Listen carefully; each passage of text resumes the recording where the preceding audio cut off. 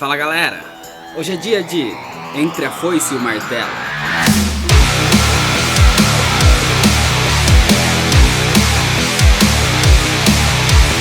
É uma história da DC, escrita pelo Mark Millar e desenhada pelo Dave Jones no ano de 2004.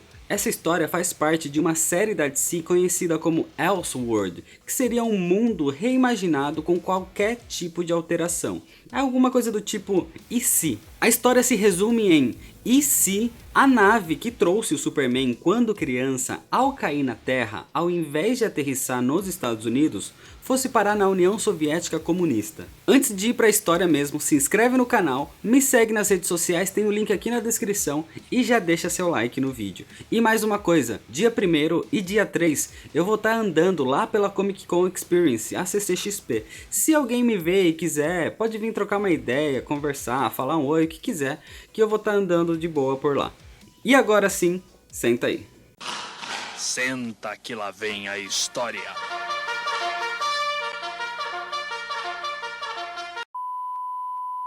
A história começa na década de 50, em plena Guerra Fria, quando surgiu a notícia que a União Soviética teria a arma suprema para acabar com todos os conflitos a favor dos soviéticos.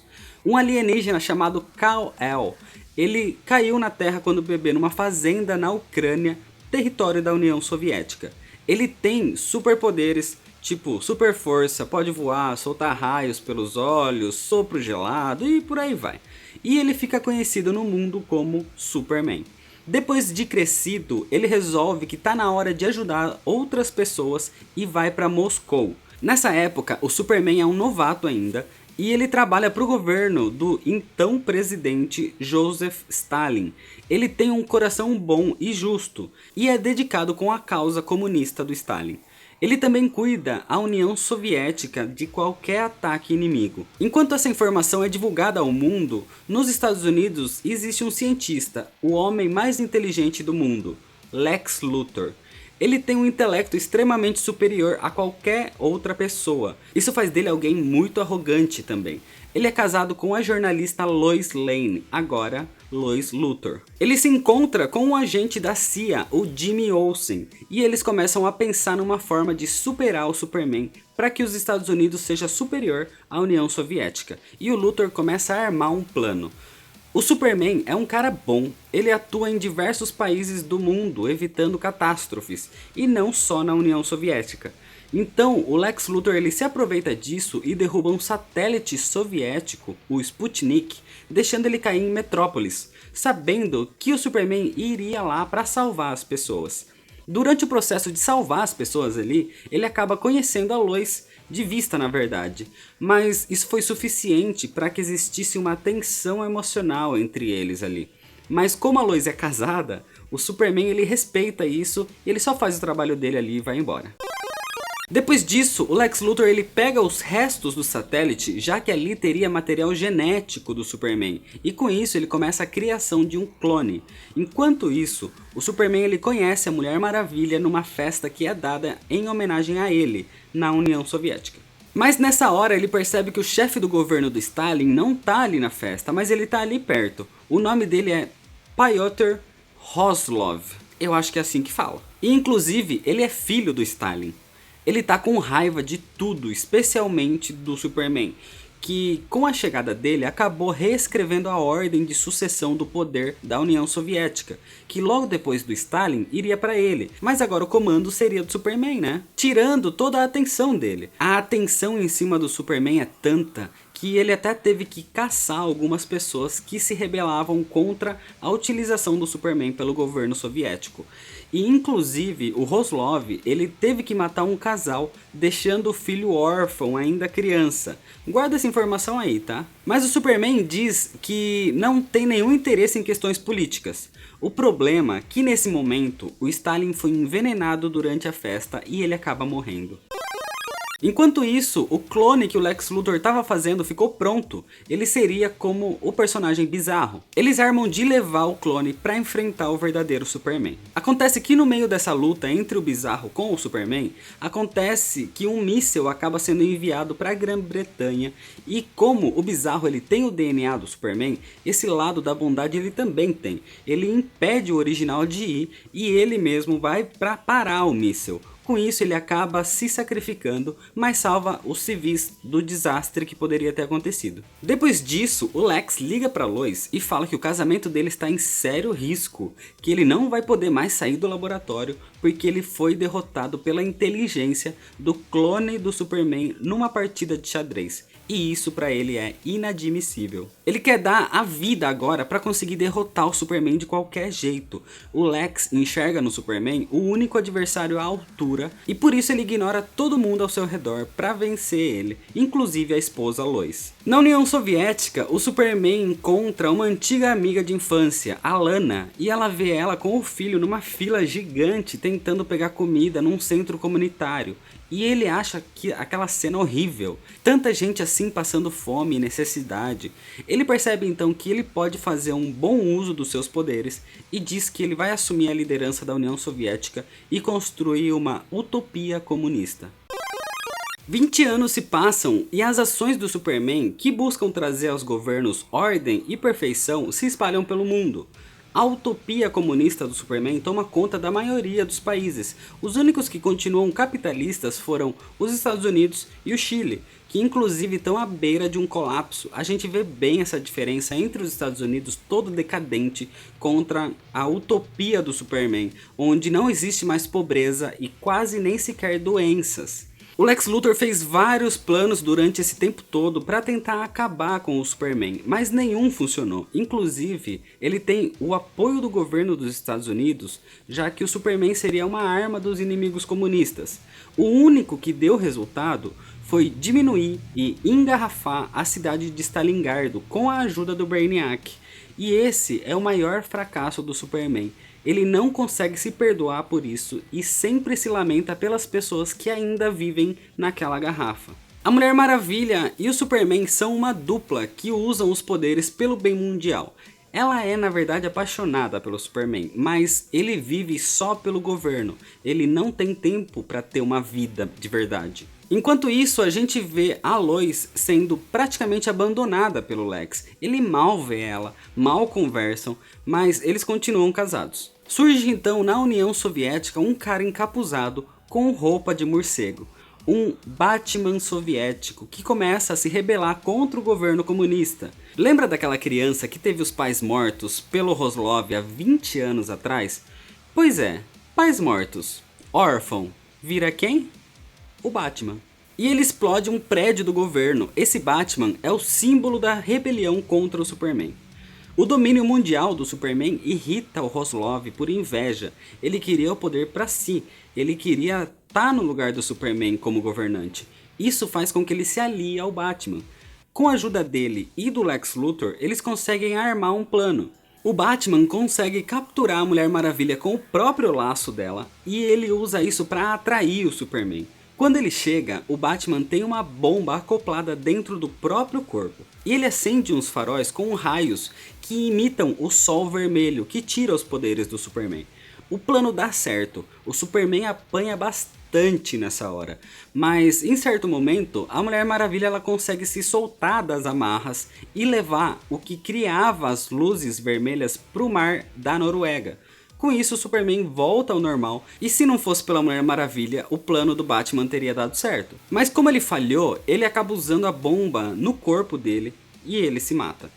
Mas antes ele conta que foi o Roslov que traiu o Superman. O problema é que na hora de se soltar e quebrar o laço, alguma coisa aconteceu e a Mulher Maravilha ficou gravemente afetada por aquilo.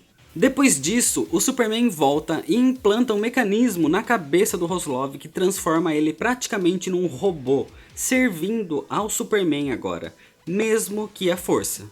Como o plano com o Batman falhou, o Lex começa um novo, criando um anel de força a partir de uma lanterna que ele encontrou numa nave caída na Terra. Depois disso, alguns anos se passam e agora o Superman tem 63 anos. Ele reprogramou o Brainiac para ser o seu aliado e criou uma fortaleza na Sibéria.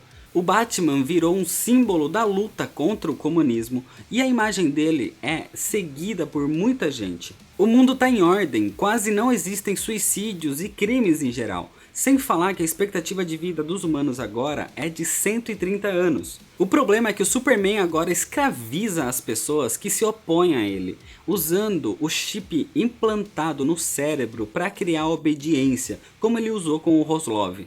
As Amazonas, agora lideradas pela Mulher Maravilha, também não aprovam as atitudes do Superman. Ela percebe o quanto o governo do Superman acabou se tornando uma ditadura. Nos Estados Unidos, o Lex Luthor concorreu e venceu como presidente, o que dá um ânimo aos Estados Unidos a lutar contra o comunismo da União Soviética. Ele começa a reconstruir o país e dá certo. Os conflitos pararam, o emprego começa a crescer de novo e agora que ele tem todo o poder do governo americano, ele tem um plano secreto onde ele treina um coronel da aeronáutica para usar aquele anel energizado. O nome dele é Hal Jordan e o Luthor faz dele o primeiro Lanterna Verde. Na fortaleza do Superman, o Brainiac tenta convencer ele que o melhor a se fazer é invadir e tomar os Estados Unidos à força. Mas bem nessa hora, o próprio Lex Luthor aparece na frente do Superman, contrariando o que o Superman achava que seria feito um ataque e não que o próprio Lex ia aparecer ali. E no meio dessa conversa, o Brainiac pega e captura o Lex desprevenido e absorve ele para dentro da nave, falando que isso deveria ter sido feito há muito tempo. Com isso, a tropa dos Lanternas Verdes começa um ataque contra a União Soviética, mas o Superman vai lá para interceptar, aonde começa uma batalha entre ele e toda a tropa dos Lanternas. Mas nem todos eles juntos são suficientes para parar o Superman, e ele acaba derrotando toda a tropa. Com essa derrota, o governo dos Estados Unidos tinha se aliado às Amazonas também, e envia elas para a batalha, mas mesmo assim, elas não são suficientes para derrotar o Superman. Enquanto isso, a nave do Brainiac se dirige para Casa Branca nos Estados Unidos e o governo tenta parar ele agora com todos os supervilões que já tinham sido capturados ou que já tinham sido criados pelo Luthor. O ataque do Brainiac e do Superman segue pela área da Casa Branca e o Superman encontra a primeira dama, a Lois Luthor. E ele fala para ela sair e abandonar aquele lugar, que não tem mais nada que eles possam fazer contra ele. Ela então fala que tem sim uma última arma, para ele ler a carta que está no bolso da camisa dela com a visão de raio-x. Ele até ironiza falando que não teria como um simples envelope fazer ele parar agora. E ele lê aquilo. Na hora que ele lê, ele começa a chorar desesperadamente. É uma carta que foi escrita pelo Lex Luthor, onde ele dizia: "Por que você simplesmente não põe o mundo inteiro numa garrafa, Superman?" O Superman chorando, ele diz que ele não é mau, que ele não queria aquilo, ele só queria o fim das guerras, mas ele tá criando uma agora. O Luthor estava certo, o mundo deve ser livre para cometer os seus próprios erros. Ele não pode simplesmente pegar tudo e criar do jeito que ele bem entender, forçar alguém a seguir os seus ideais. Com isso ele diz ao Brainiac para parar o ataque, mas nessa hora é revelado que a reprogramação do Brainiac não surtiu o efeito quando o Superman fez para servir ele. Ele fingiu esse tempo todo que ele estava do lado do Superman para poder fazer esse ataque que está acontecendo agora e tomar a Terra para ele. Com isso, ele começa a atacar o Superman. Mas dentro da nave tinha o humano mais inteligente do mundo, o Lex Luthor, que tinha sido absorvido, lembra? E com isso, ele começa a destruir a nave de dentro para fora. Com isso, acaba dando uma chance para o Superman acabar de vez com o Brainiac. O problema é que a nave dele começa uma contagem regressiva para a destruição. Essa explosão poderia dizimar todo o planeta Terra, o que faz então com que o Superman salve a Terra levando a nave para o espaço, o mais longe possível. O problema é que essa explosão acabaria matando ele. E no último momento, antes da explosão, dá a entender que tudo isso que aconteceu foi na verdade planejado pelo Lex, de ser capturado para ficar no interior da nave, acabando de uma vez assim com o Brainiac e com o Superman. Sem o Superman e agora com o caminho livre para o Lex governar, ele cria um novo modelo de governo, o Luthorismo. o Império Soviético foi derrubado e o Lex comandava agora toda a economia do que era do antigo comunismo. Em um ano, ele já tinha conseguido fazer até a União Soviética entrar no novo país dele, os Estados Unidos Globais. O Lex, inclusive, ele admite que algumas ideias do Superman eram muito boas e ele incorpora alguma coisa para o próprio governo dele. Em pouco tempo, não existiam mais doenças, câncer, AIDS, diabetes foi erradicado do planeta. Quando o Lex fez 120 anos, ele já tinha colonizado todo o sistema solar. A estimativa de vida subiu para 180 anos. E no fim da vida dele, do lado da Lois, ele fala sobre o seu maior feito, que foi derrotar o alienígena, salvar o seu povo do Superman. É revelado pra gente que no funeral do Lex, na antiga Metrópolis, agora rebatizada de Lexor, o Superman estava lá, ele não tinha morrido na explosão, mas agora ele só quer viver uma vida disfarçado como um civil, sem colocar os seus ideais pra ninguém e vivendo como um simples humano, como um simples jornalista. Por muitos anos, a linhagem do Lex Luthor foi passada adiante, com Lena Luthor, Lombard Luthor, Lex L, Jordan L e um bisneto cientista que inclusive tinha o QI mais elevado que o próprio Lex, o jovem Jor-El. Mas ele andava estranho ultimamente, demonstrando que o nosso Sol estaria se transformando em um Sol vermelho, aquele mesmo que tirava os poderes do Superman. E o Jor-El diz que pode ser o fim do planeta como eles conhecem, mas ninguém dá ouvidos a ele. Ele tem uma esposa, a Lara, e um filho recém-nascido, o pequeno Kal-El. Para tentar salvar a vida do filho, ele coloca ele numa nave e manda ele de volta para o passado, no ano de 1938. E a nave dele cai numa fazenda na Ucrânia e é resgatado por um casal de fazendeiros. Com esse final, a gente vê que a história acaba entrando num looping eterno, e é desse jeito que acaba a história. É, na minha opinião, a melhor história do Superman que eu já li. É extremamente original na forma que é retratado não só o Superman, mas como todos os outros personagens. O Jimmy Olsen, a própria Lois Lane, o Luthor. O roteiro é brilhante e foi feito com uma competência gigante. Parece que tudo foi construído com muito cuidado e capricho, cuidando para que o contexto histórico também fizesse sentido. Não fica nenhuma ponta solta e o mais importante, tem um final excelente que acaba fazendo seu cérebro explodir um pouquinho. Essa HQ mostra uma nova visão do Lex. A gente tá acostumado a ter ele como um vilão, mas aqui a gente vê que no fundo, o mundo que ele acabou criando foi praticamente perfeito.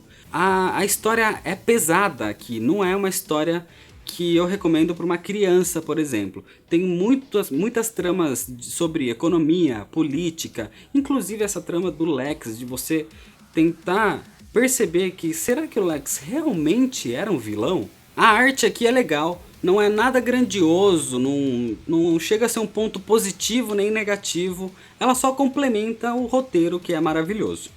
É uma leitura obrigatória para qualquer tipo de leitor de quadrinho. E se você gosta do Superman, isso é mais do que obrigatório. Se você não gosta do personagem, dá uma chance para isso daqui. Talvez você consiga mudar um pouco a visão sobre ele. Essa versão que eu tenho aqui é importada em inglês. Há muito tempo não tem uma republicação disso no Brasil e não existem planos para isso, pelo menos por enquanto. Mas como sempre eu vou deixar o link dessa história aqui na descrição desse vídeo para quem quiser ler essa HQ em formato online. Vai ter também o link para a loja Pano de Vela, dá uma passada lá para ver produtos exclusivos e agora com o cupom de 5% de desconto do Nerd All Stars. Então é isso, se você ainda não é inscrito, clica aqui embaixo no botão vermelho de se inscrever, deixa o seu like se você gostou desse vídeo, deixa seu comentário falando o que você achou dessa história, me segue lá nas redes sociais para ficar por dentro das novidades. Muito obrigado, valeu e até mais.